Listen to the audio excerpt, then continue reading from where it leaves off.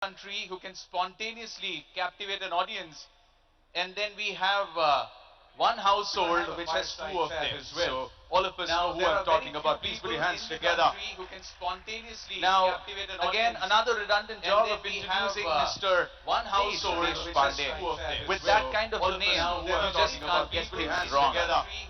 The president and chairman of Sparta Group LLC, a town investment office, and also the chairman of Desh Networks. Desh is the co-founder of Deshpande Foundation, a global philanthropic organization nurturing innovation and entrepreneurship in universities and cities across USA, Canada, and India.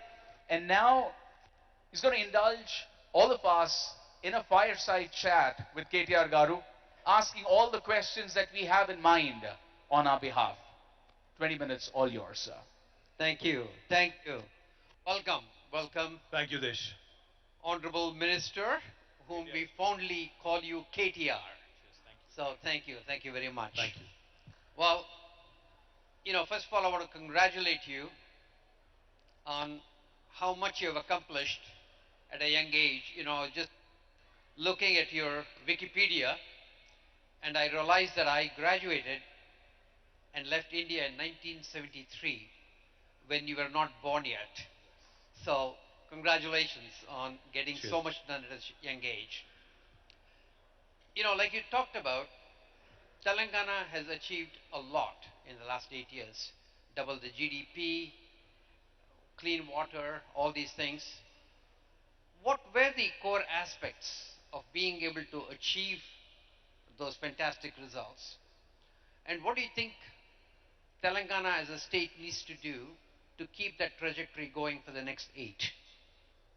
Thank you, Desh. Great question. Firstly, like the MC said, with a name like Desh, I think you can only inspire confidence. What you've done in Hubli has today translated into something very meaningful here in Nizamabad. Firstly, I think Desh and his entire team of Hubli Sandbox really deserve a big round of applause. Please put your hands together. Thank you. And I'm sure Jayashree's role is more paramount in this, so thank you, Jayashree. I think for contributing in a big way to Desh and his brilliant story. Just to, kind of add to what I was saying before, Telangana has done some things which are truly meaningful and truly relevant to an emerging and a developing country like India. The reason why I said the dialogue needs to be centered around development and nothing else is because, as a country, I think we've lost the plot somewhere. We are not focused on ensuring that our children, our citizens get the basics right. We need electricity, we need drinking water, we need water to the fields of our farmers. We need to ensure basic support mechanisms are in place to make agriculture more remunerative, to ensure that the farmers' kith and kin and their children also look at farming as a productive sector and not otherwise. We are focused on these basics. What can be done? What further can be done? I think if you look around, the world and also India at large. I was at the World Economic Forum last week. One of the prominent themes that kept popping up over and over is, with the whole geopolitical situation and how, the world now realized that they're excessively dependent on China. The world has started taking stock of the situation and wants to move away, cautiously but slowly, away from China. There's the whole China plus one talk. There's the whole China for China and, rest being done elsewhere kind of a discussion. This is India's opportunity, this is an opportunity for India to seize the moment, to capitalize on it, to build more manufacturing, to ensure that we, also as we move into the services and knowledge economy, to latch on to that unique opportunity where India can position itself as a hybrid between China and the US. The reason why I call it a hybrid between China and the US is because China has done brilliantly to position itself as a factory of the world. They produce everything, literally. They produce active pharmaceutical ingredients. They produce world-class electronics. They produce plastic molds and little things that we see all around us. They also produce some of the most high-tech equipment that there is in the world that is used in aerospace, defense, space tech, etc., etc. Whereas the US, slowly but steadily, has moved away from being a manufacturing to a services, now more to a knowledge economy. And as, like I was pointing out, I think over the next 1 decade, India can truly position itself with progressive states like Telangana leading from the front, India can truly position itself as that unique combination which can both cater to the manufacturing needs of the world, also at the same time ensuring that this young think force that we have, that amazing demographic dividend that can pay off big time if we ensure that more and more sandboxes can come up in various parts of India, if we can focus and ensure that the youth of India doesn't unnecessarily get distracted from the development agenda and continues to stay on course, then magic can happen over the next 1 decade. The last thing I'll mention on this count, Desh, India does not have the luxury of leapfrogging anymore. We cannot allow leapfrogging to happen. We have to literally pole vault. Because what US was able to achieve in the last, say, 1 century or so, what China was able to achieve and accomplish in the last 2 decades or so, India has to do that in 1 decade. And that is the window of opportunity that India cannot miss out. And more such unique opportunities where ecosystem and multilateral, cooperation opportunities between the government, the private sector, the academia, if this kind of conversations can happen more often with tangible outcomes, with tangible metrics, then surely India will actually get onto that proper direction and proper dialogue. No, totally agree with you. Also, I'm a big believer of democracy. It's very messy process, but it has an ability to include everybody and do the inclusive growth. In fact, I remember in 1980s and 90s, somehow there was a feeling that Japan had won and US was going to lose. And it's amazing what they did over the next 20 years. They just reinvented themselves. And similarly, they will. And the geopolitics offers a fantastic opportunity for India. And also, it's very heartening to see, for example, India really stand up and start making iPhone 15s, which is one of the most complex technologies. So the fact that they can master these things, I totally agree with you. How important do you think is the inclusive growth to be able to achieve the dream? Desh, democracy is good. I completely agree with you. But demagoguery is not. Democracy is possibly our greatest asset, besides the think force that I just talked about. But demagoguery and, insulting our institutions, insulting our own people, dividing people in the name of religion, etc., can never make India, can never propel India into the first world orbit. What can aid, the inclusive growth opportunity that you just discussed, that you just mentioned? I firmly believe 3I. Honorable Prime Minister had called all the political party representatives a couple of years back for a dialogue. I told him one thing on behalf of my party, the Bharat Rashtra Samiti. I told him, sir, the 3I mantra needs to be followed. First I is innovation, second I is infrastructure, and third I is inclusive growth. Unless you mix these 3Is and come out with a very unique model, because if you think about it, young Indians today, with the kind of access they have, we are all drowning in information, but like they say, we are all, grasping for knowledge and grasping and clutching for wisdom, I guess. Young Indians today have the access to the information, have amazing ability to also solve the world's problems. And they have stars in their eyes, they have the ability to really come out and, aim big at the globe and, solving global issues. Provided we give them platforms to actually, provided we give them wings to their dreams. So in Telangana, we founded what is called as T-Hub, which is the world's largest technology incubator now. Not only did we find the T-Hub, not only did we set up the T-Hub, today Telangana is uniquely positioned with women entrepreneurship hubs called as a V-Hub. We also have created TSIC, the Telangana State Innovation Cell. In fact, Funny is here. He was our Chief Innovation Officer of the state of Telangana for a very long period. I'm thankful to him for that. And also, we have created a number of institutions, including a very important institution called as TASK, the Telangana Academy for Skills and Knowledge. Unless you have your youngsters gearing up for the opportunities the world is going to present to you, unless you are able to latch on to them, unless you're able to actually, leverage that opportunity, you'll not be able to do much. So innovation and the kind of platform government can create as an enabler is extremely important. Infrastructure is equally important. The fact that today you can travel from Hyderabad to Nizamabad in about 3 hours, and probably in days to come with high-speed rail connectivity in half an hour's time, is what is going to be a game changer. Then it doesn't matter where you live and where you work. You could be living in Bangalore and working in Hubli. You could be living in Nizamabad and working in Hyderabad. So the kind of infrastructure that India needs as a country is something that governments and private sector both have to focus on. Not only national highways, rapid rail connectivity, also ensuring digital infrastructure is in place so that it becomes a level playing field irrespective of which town and which village you reside in. The third and most important thing, if you ask me, India is a country which is full of diversity.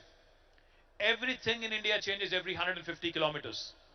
The language, the dialect, the eating habits, the way you think, the cultures, etc., etc. India has 22 official languages, 300 unofficial languages.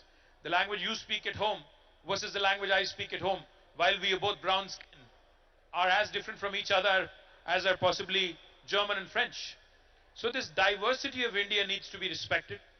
We all, as governments and as private entities as well, we all need to ensure that innovators, irrespective of what background they come from a rural area, it could be a woman or a man, it could be a youngster or an old guy, irrespective of who you are, what religion you belong to, or what social class you belong to, you need to be given opportunities that are equal and inclusive.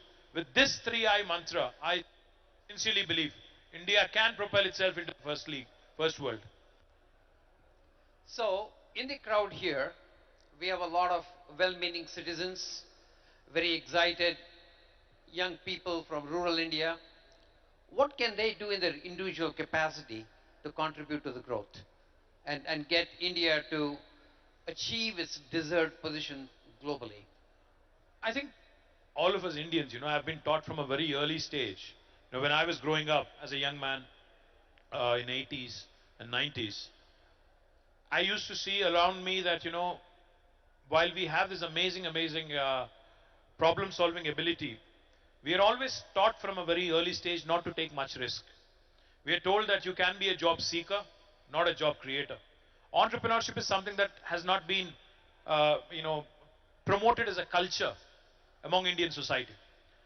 From a very early stage, Indian parents tell you, become a doctor or an engineer, get a job, settle in life, get married, have children, buy a house, buy a car, etc., etc.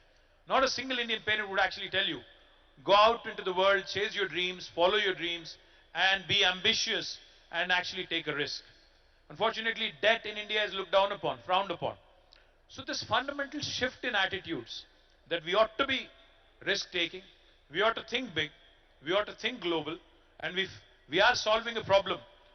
Remember that you're solving 1/5 of humanity's problem. So therefore, I think our ambition, our vision needs to expand a bit. Our risk-taking appetite needs to expand a bit more.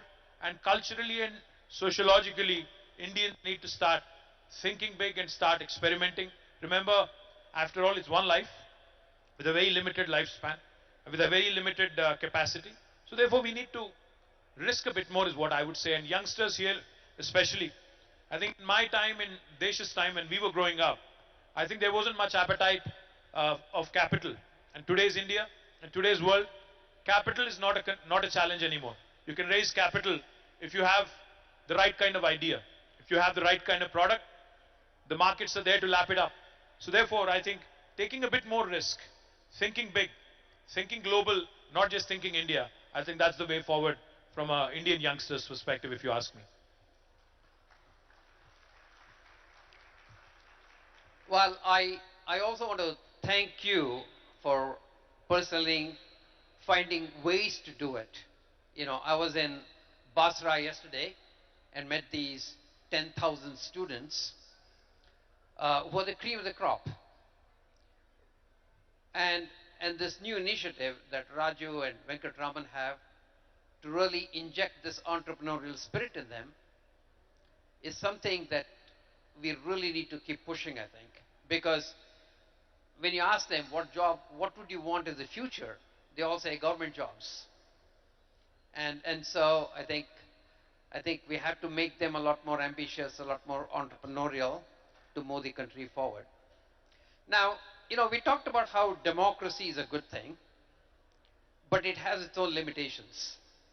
In fact, it's worse in US than in India because in US, congressmen have to get elected every 2 years. So as soon as they get elected, the election starts again. The Right? re-election stuff. So what are the secrets to make sure that in democracy, the bureaucracy and the political engine can be productive? Well, I wish there was a short answer. um, the one thing I would say is, if a leader, if the head of the state, in the case of Telangana, our Honorable Chief Minister, he's a man of great vision. He's a man who's also rooted in reality and grassroots. If the leader has the political will, I think then bureaucracy and every other system that is supposed to work with the government will fall in place. And a great example, like I said, is the execution of one of the largest projects in the world, the largest lift irrigation project in the world, being completed in 4 years in a democracy like India, with all the challenges that we have, is a classic example of how things can be done. But having said that, I think besides the political resolve, the political will, what matters also, sincerely, I'm saying this with utmost sincerity, I think politicians should stop worrying about winning their next election all the time. If we decide that it's okay to lose an election, if we decide that it's okay to actually sit out, maybe next 5 years, then we can get a lot of stuff done, honestly. Otherwise, you're always sucking up, you're always trying to win the next election, you're always trying to do what is more popular than what is right. So therefore, I think that fine balance that is missing is something that India needs to find. Unfortunately, it's easier said than done, but I think there will come a time when development will take center stage and not halals and hijabs and other nonsense. And then I think India will actually move forward in the right direction with the right kind of intent and with the right kind of goals. Yeah, thank you. Thank you. Well, we have 5 more minutes with KTR.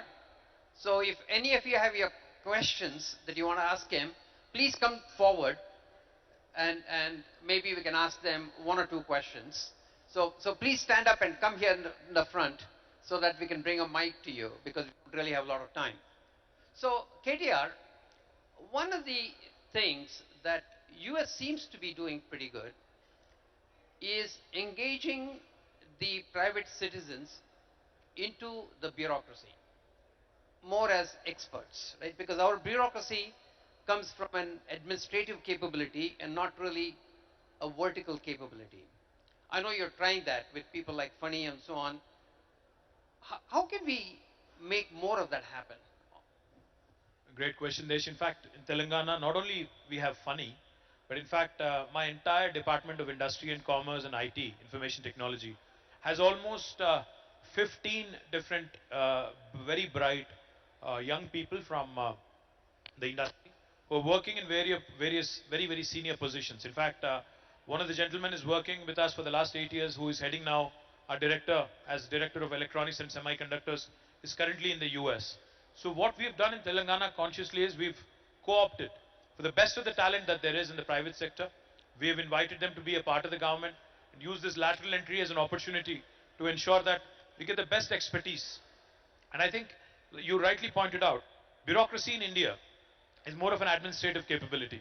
And bureaucrats in India are using to sit in their ivory towers and with all the entrepreneurs coming to them and literally pleading with them, ki sir ye kar do. Unfortunately, unless we change that mindset a bit by pushing them more aggressively, by ensuring that they also get exposure to the private sector. In fact, if you ask me, I would send most of my bureaucrats into the private sector for a couple of years so that they understand what the other side of the table looks like.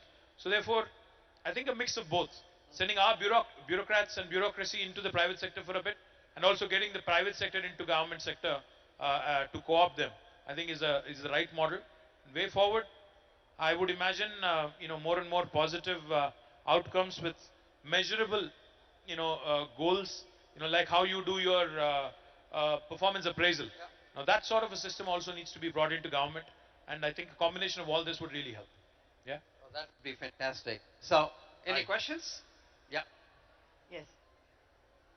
This is a fast-growing state. I was born in Hyderabad. My name is Sandhya Prakash.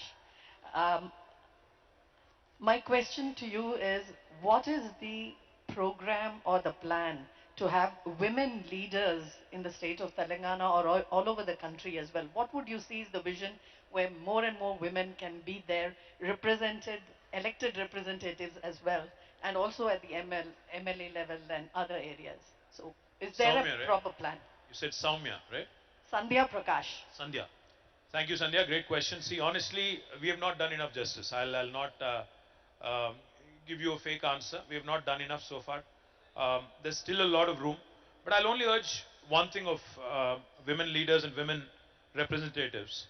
See, today in Telangana, we have 50% of women representatives in both Gram Panchayatis, municipalities, and Zilla Parishads. We have 32 Zilla Parishads, 142 municipalities and urban local bodies, 12,769 Gram Panchayatis. We have 50% women leaders there. But in the legislature and the parliament, in legislature we have 119, MLA seats, 120 rather, out of which we only have 6 women legislators. And in parliament again, out of 543, I'm not sure how many women parliamentarians are there. The only way we can change this is, of course, continuing to push and maybe bringing in legislation. The 33% reservation bill that was talked about, because affirmative action, no matter wherever in the world, be it in the US or be it in a developing country like India, the one way things can happen is by way of legislation. My party, led by our Honorable CM, has always wanted the 33% reservation bill to be tabled. So hopefully, the day is not far. Hopefully, like I said, because unfortunately, we don't run a government of India now. So whatever was within our purview, we brought 50% reservation there. But I hope and pray that government of India also will wake up and bring in this legislation. In the meantime, I promise you that next election, we'll start looking at more representation of women. But these women or leaders also will have to come from within the ranks.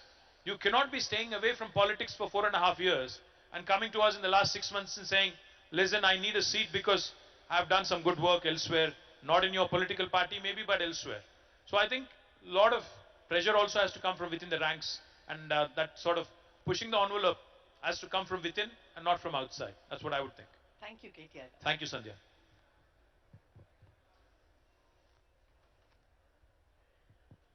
Hi, my name is Shravya and I live here right in Nizamabad. I have a question for you. A lot of entrepreneurs tend to move out of Hyderabad to Bangalore because the ecosystem is stronger and it's beginning to change. But how do we pole vault as a state to retain all our entrepreneurs here in Telangana? And what do you see we should do? You mean you don't want to move from Nizamabad and you want to resist the temptation of moving to Hyderabad or Bangalore, is it? Yeah, I want to know what is it that the state can do to retain talent in Telangana, be it Hyderabad, Nizamabad, wherever, and stop them from going away to Bangalore. You know what? I think it's a bit regressive to do anything coercive to stop people from migrating. No country has succeeded doing that.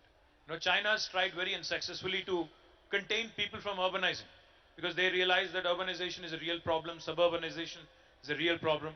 But coercion does not work, Shravya. What we have to do as governments is create better livelihood opportunities, better education opportunities, better healthcare opportunities. These are the 3 fundamental things why people migrate. Better livelihood is why most of the students go to the US and UK and elsewhere, because they believe a United States degree, including myself, I have been to the US and I've gone to school there. Why do we migrate? Why do we actually go abroad? Because we believe that the degree that is conferred on by those universities actually holds a better value. So unless we compete with them and create better institutions, we cannot contain them. Likewise, why does somebody from a small village move to Nizamabad? Why does somebody from Nizamabad move to Hyderabad? And why does somebody from Hyderabad move to US? See, this is a process. This is a journey. What we have to realize is human beings by nature are in constant pursuit of excellence, are in constant pursuit of social empowerment and economic empowerment. You can't find fault with the human nature. But at the same time, those such as yourself or Manish who said it's not just the pursuit of economic empowerment, but pursuit of purpose, pursuit of happiness can stay put wherever you want, provided as a government, I can give you better education opportunities, healthcare opportunities, and livelihood opportunity. So this is a continuous endeavor, and I don't think any government has cracked it across the world, not in India. So it's a continuous process, and I would sincerely think it's regressive to actually say, to put an embargo and say you can't move. That's not the right way to handle it, is what I personally believe. Cheers. Thank you so much. Thank you, Shravya. Sir, hi sir. I am Srinivas. I am MJNF fellow. So we are working in each of the districts, working on skilling ecosystem of the district. At the grassroots level, we prepare DSDPs and all. So I have compared the Telangana innovation ecosystem, which is like fast growing, with the existing ecosystem of Karnataka, and I found out that we are moving very aggressively in comparison. So similarly, when it comes to skilling ecosystem, it is an integral part of the innovation ecosystem. So how is Telangana state looking forward to enhance the skilling ecosystem for entry level jobs other than the task? Task is looking for IT and electronic sector, but there are many other sectors where industries require a lot of manufacturing workforce. You said Srinivas, right? Srinivas. Yes. Srinivas, great question. We have a very unique challenge, Desh, in our state. In fact, a lot of youngsters from Nizamabad, they migrate to the Gulf, to the Middle Eastern countries in search of livelihood. Whereas in Nizamabad fields, or if you go to Kamareddy fields, or even my district, which is very close, in Sirisila, you have workers coming from other states in India to work here. It's a very unique challenge we have, especially the vocational kind of courses, the plumbing, the electrician, the fitters, the carpenters, the gentlemen who are involved, the workers who are involved in construction industry. They come from every nook and corner in India. But, whereas the Telangana youngsters are going to the Gulf. It's a very interesting problem, very interesting conundrum, if you ask me. The only way I see this changing, in fact, as I was walking out of the helipad, I saw a beautiful new building being built right next to the collectorate. So I asked my honorable minister, Prashant Reddy Garu, I said, what is this building? He said, it is the National Academy of Construction building, NAC building. An NAC building that is being built in Nizamabad will ensure that besides tasks like the one you just mentioned, all of these vocational courses are given due importance, are going to prepare a skilled workforce which will help us possibly take opportunities in these spaces that I just mentioned. But that's just not enough. There is the polytechniques, there's the ITIs.